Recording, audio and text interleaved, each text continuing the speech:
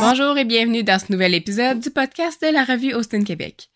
Aujourd'hui, on discute avec vous de mentorat. Dans le contexte actuel, les producteurs laitiers sont de plus en plus perçus comme des entrepreneurs, tant l'étendue de leur responsabilité est vaste. En effet, au-delà de la gestion de la production, les producteurs doivent également maîtriser la gestion des ressources humaines, des opérations, des finances et bien d'autres aspects encore. Face à ce défi multidimensionnel, un soutien approprié devient essentiel afin de garder un équilibre au quotidien. C'est là qu'intervient le concept d'accompagnement entrepreneurial appelé mentorat. Définir votre liberté, c'est d'abord redéfinir la gestion de votre ferme. L'écosystème SenseHub Dairy offre une variété de caractéristiques qui mettent à votre disposition plus de renseignements sur votre exploitation. SenseHub Dairy Young Stock est la première solution destinée au monitorage des veaux et des génisses de races laitières pendant les 12 premiers mois de leur vie. De leur côté, le capteur en continu Milk Plus ainsi que le capteur pour le comptage des cellules somatiques en continu surveillent la qualité du lait pour vous fournir des renseignements pratiques sur chaque animal. Le temps est venu d'opérer avec plus de liberté. Découvrez comment y arriver avec SenseHub Dairy. Bien que le mentorat soit largement reconnu dans de nombreux secteurs, son application dans le domaine agricole reste encore sous-exploitée. Pourtant, ce processus qui requiert peu de temps et d'investissement financier offre des bénéfices considérables qui méritent d'être explorés. Mais tout d'abord, qu'est-ce que le mentorat? Selon le réseau mentorat, le mentorat est une relation d'accompagnement qui se concentre sur l'humain à la tête de l'entreprise. Il s'agit ni d'une thérapie, ni de coaching. Agissant à titre de bénévole, le mentor se base sur son expérience et son attention est portée sur le développement des compétences entrepreneuriales et du mieux-être de l'entrepreneur mentoré.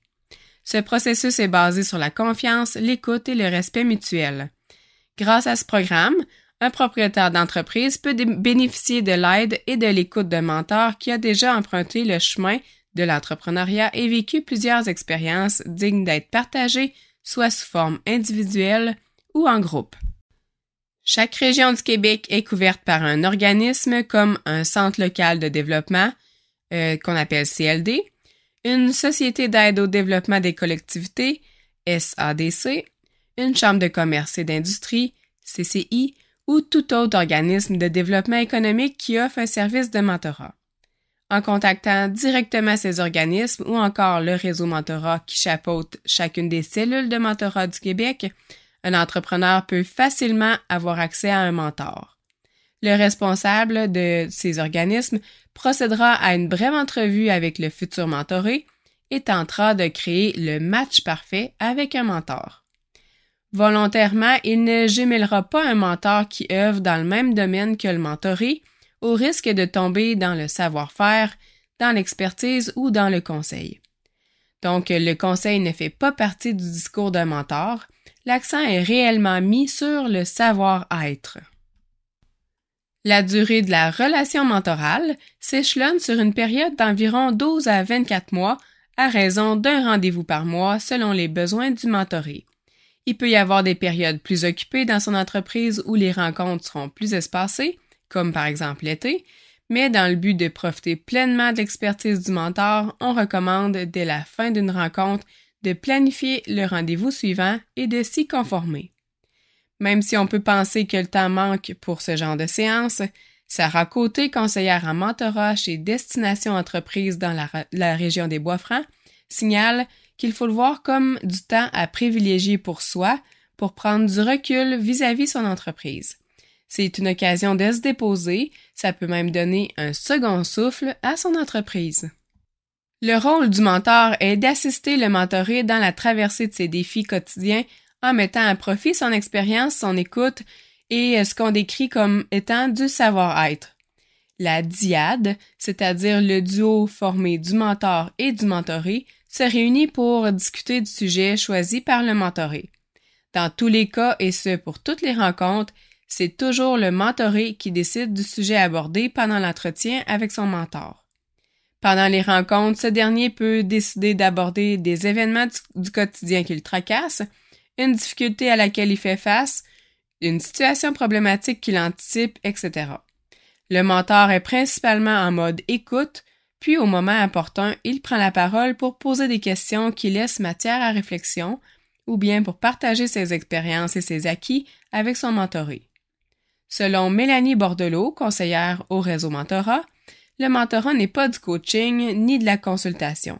À travers les échanges, le mentor souhaite faire évoluer l'autre en lui offrant son écoute et en lui posant les bonnes questions.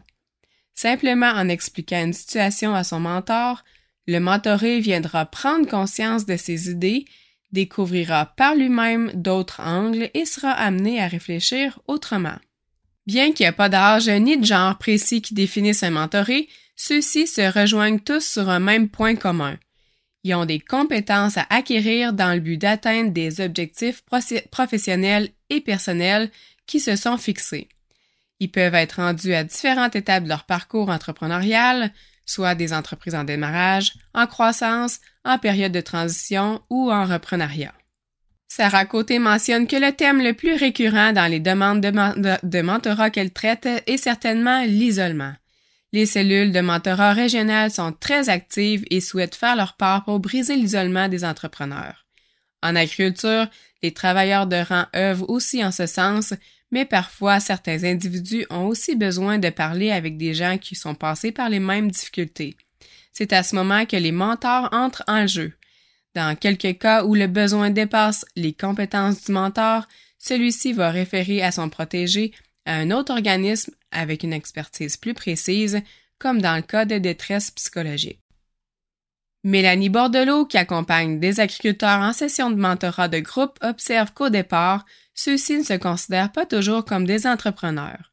Au fil des rencontres, le mentorat leur fait réaliser qu'ils sont effectivement des entrepreneurs agricoles, c'est-à-dire qu'ils vivent les mêmes réalités que les entrepreneurs commerciaux, mais qu'en plus, ils doivent subir les effets de Dame Nature, ils ont des investissements amortissables sur plusieurs années, parfois même plusieurs générations, et ils doivent concilier avec des taux d'intérêt exorbitants. Certains sont même des entrepreneurs agricoles diversifiés dans plusieurs productions, ce qui complexifie davantage leur quotidien. Ils vivent eux aussi la solitude de l'entrepreneur. Malgré que leur entourage soit bien présent pour eux, ils ne se permettent pas de partager avec eux tout ce qui se passe dans leur entreprise par peur de les décourager. C'est face à ce type de situation que l'entrepreneur peut se tourner vers un mentor qui saura offrir une oreille bienveillante, sans jugement et qui comprendra son parcours. Selon l'expérience de Mme Bordelot, souvent les gens ne nomment pas la solitude comme étant la raison de la demande de mentorat, c'est plutôt lors des rencontres qu'ils le réalisent. Le premier contact se fait davantage quand la conciliation travail-famille ne fonctionne plus ou quand l'entrepreneur sait qu'il doit changer un aspect de son entreprise sans savoir par où commencer. Aussi, beaucoup de femmes qui sont également des propriétaires, des conjointes, des mamans avec une charge mentale élevée font appel au mentorat. Les mentors pourront alors offrir du support moral et les référer à un conseiller spécialisé si tel est le besoin. On le répète, le mentor n'agira pas en tant que consultant, coach ou conseiller, il est réellement là pour aider à développer l'entrepreneur, celui qui doit prendre des décisions quotidiennement et développer des compétences humaines et d'agilité. Madame Côté raconte qu'elle a déjà eu une demande d'un mentoré qui vivait une situation de séparation dans son couple, en plus d'avoir une charge mentale lourde et d'une garde partagée. Cette personne avait fait la demande d'avoir un mentor qui avait déjà vécu une situation de ce genre. Au fil des rencontres, ce dernier est éventuellement devenu une très belle source d'inspiration pour son protégé. D'autres demandes de mentorat proviennent également des solopreneurs, donc des personnes qui sont à la fois les propriétaires et la main-d'œuvre principale de leur entreprise. Que ce soit pour vaincre un syndrome de l'imposteur ou pour être accompagnés dans la croissance de leur entreprise, les mentorés vont demander de l'aide pour surmonter leur tracas. Ils portent tellement de chapeaux différents qu'ils peuvent sentir le besoin de se confier. Et finalement, Sarah Côté mentionne également que dans les de plus tristes cas, le mentor peut accompagner son protégé jusqu'à la vente de son entreprise. Puisque ça fait partie de la réalité et des enjeux d'un entrepreneur, les mentors sont au courant, de façon générale, de la situation financière de leur mentoré. Par contre, il est important de mentionner que le mentor n'a pas à voir les états financiers de l'entreprise de son mentoré. Les organismes de mentorat sont toujours à la recherche de bons mentors qui sont prêts à offrir leur temps et leur expérience. En agriculture encore plus, car l'expérience est très spécifique. Quoi de mieux qu'un agriculteur pour comprendre un autre agriculteur, peu importe la production dans laquelle il baigne. Un cédant qui a transmis des parts de son entreprise à sa relève et qui carbure encore au projet pourrait très bien devenir un excellent mentor pour d'autres jeunes entrepreneurs agricoles. Selon l'expérience de Mélanie Bordelot, le jumelage avec une personne qui n'est pas agriculteur, mais entrepreneur dans un autre secteur d'activité que l'agriculture, peut également être bénéfique pour le mentoré. Il peut l'amener à voir autrement son rôle d'entrepreneur et même innover en s'inspirant d'un autre secteur d'activité que le sien. Dans d'autres situations, les individus qui deviennent mentors sont d'anciens mentorés qui croient au retour du balancier. Des gens qui se sont fait accompagner plus tôt dans leur carrière et qui, rendus maintenant à une certaine expérience, veulent redonner au suivant. Ils sont convaincus que d'avoir été mentorés a fait une grande différence dans leur parcours et ils veulent éviter que d'autres fassent des erreurs. De leur côté, les responsables des services régionaux de mentorat font des démarches afin que tous les milieux de travail soient les plus représentés possibles parmi l'équipe mentorale. De plus, ils cherchent aussi à avoir la meilleure parité homme-femme possible. Dans le cadre de la relation de mentorat, les mentors les plus actifs au sein de leur entreprise choisiront de prendre qu'un seul mentoré afin de garantir un suivi personnalisé et approfondi. Ceux qui sont plus disponibles pourront quant à eux en accompagner plusieurs et parfois même jusqu'à 9 en fonction de leur emploi du temps et de leurs priorités. Malgré que le mentor ne soit pas rémunéré, plusieurs sont d'avis que les retombées sont très positives. Apparemment que même l'entourage semble remarquer une différence dans l'attitude de ceux-ci. Mesdames Côté et Bordelot ont toutes deux entendu des témoignages confirmant que les mentors sont devenus de meilleurs conjoints, de meilleurs papas, de meilleurs patrons, puisqu'avec le mentorat, ils ont développé une écoute bienveillante. Dans le but d'être bien outillés, les nouveaux mentors doivent suivre un programme de formation obligatoire dès le départ et ensuite, des ateliers en ligne et des rencontres entre mentors sont suggérés. Lors de ces réunions en groupe, ils peuvent ainsi discuter des situations rencontrées, porter des ajustements sur leur posture mentorale et devenir de meilleurs mentors. Le profil recherché pour un mentor en agriculture, particulièrement dans le cadre des cédants et des relèves, repose sur des qualités humaines et professionnelles essentielles. Il accompagne son mentoré, le motive et l'aide à gagner en autonomie. Ce mentor doit incarner une sagesse acquise au fil des années d'expérience, avec une expertise solide et un désir constant de favoriser le développement de son mentoré. Il doit être capable de guider ce dernier vers la réussite, tout en l'aidant à avancer vers la réalisation de ses projets personnels ou professionnels. Son rôle consiste à lui fournir des outils nécessaires pour réussir sans toutefois imposer ses propres intuitions. En ce sens, le mentor se doit de respecter le rythme et la vision de son mentoré, sachant que ce n'est pas son entreprise à lui. Le mentor ne va pas dicter le chemin à suivre, car un entrepreneur ne veut pas se faire dire quoi faire. De l'autre côté, le profil d'un mentoré se caractérise avant tout par une grande volonté de se développer et de progresser tant sur le plan personnel que professionnel. Il est motivé à apprendre, à découvrir de nouvelles approches et à repousser ses limites.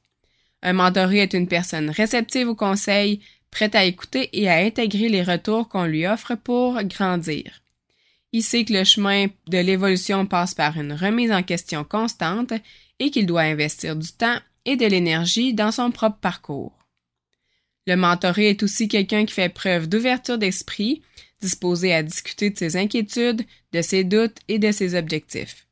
Il craint pas de partager ses questionnements car il sait que ces échanges sont cruciaux pour son développement. La relation avec son mentor repose sur une communication transparente et une confiance mutuelle où il se sent soutenu et compris. Donc, on vient de vous parler de la dynamique de mentorat individuel. Maintenant, il existe également du mentorat de groupe. Qu'est-ce que c'est? En fait, c'est une approche où un mentor accompagne un groupe d'entrepreneurs, généralement 10, qui partagent des défis similaires. Ce format permet non seulement de recevoir des conseils personnalisés, mais aussi d'échanger sur des pratiques actuelles au sein d'un groupe. Ce type de mentorat est complémentaire au mentorat individuel et offre un espace où les entrepreneurs peuvent partager leur expérience et apprendre les uns des autres. Le mentor, tout en guidant le groupe, aborde des thématiques qui émergent naturellement lors des discussions. Ce qui est intéressant dans ce format, c'est que chacun peut apporter une perspective unique. Parfois, celui qui vit une situation difficile amène la discussion, tandis qu'un autre qui a déjà traversé cette épreuve peut partager ses solutions et ses stratégies.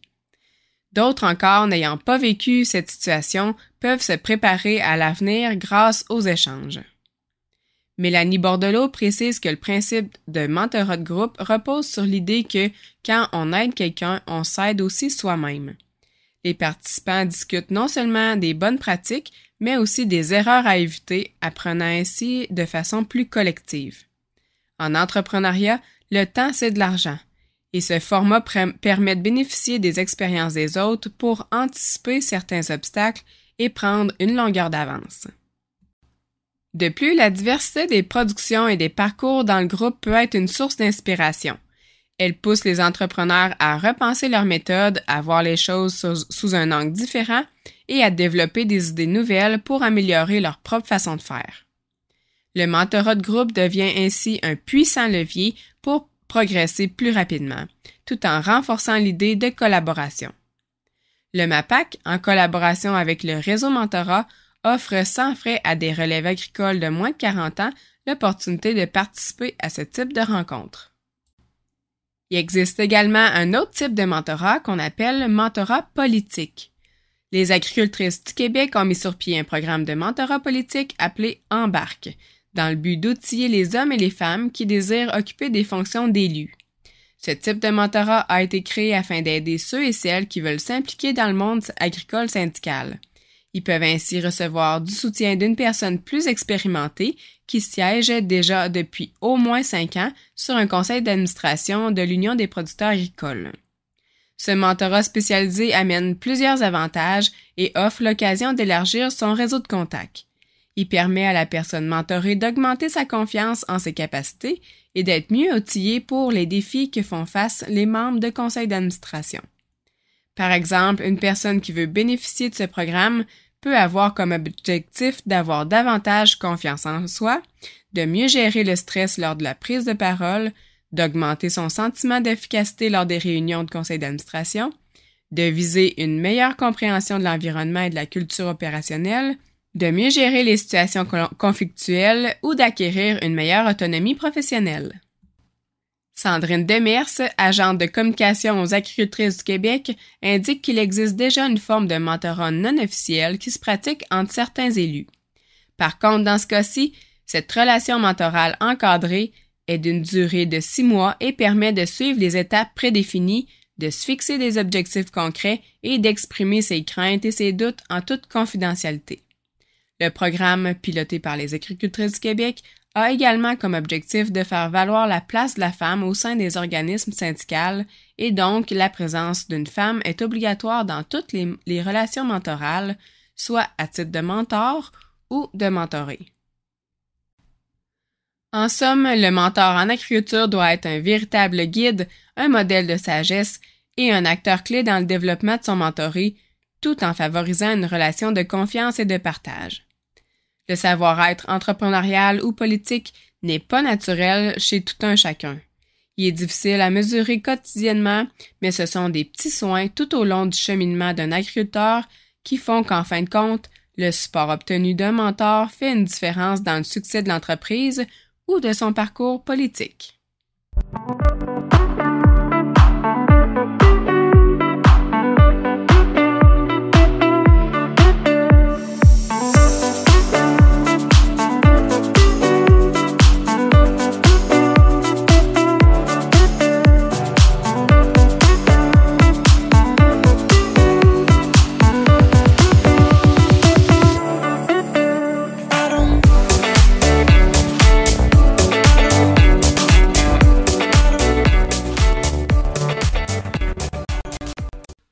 La revue Austin Québec remercie Merck Santé Animale pour le partenariat avec cet épisode.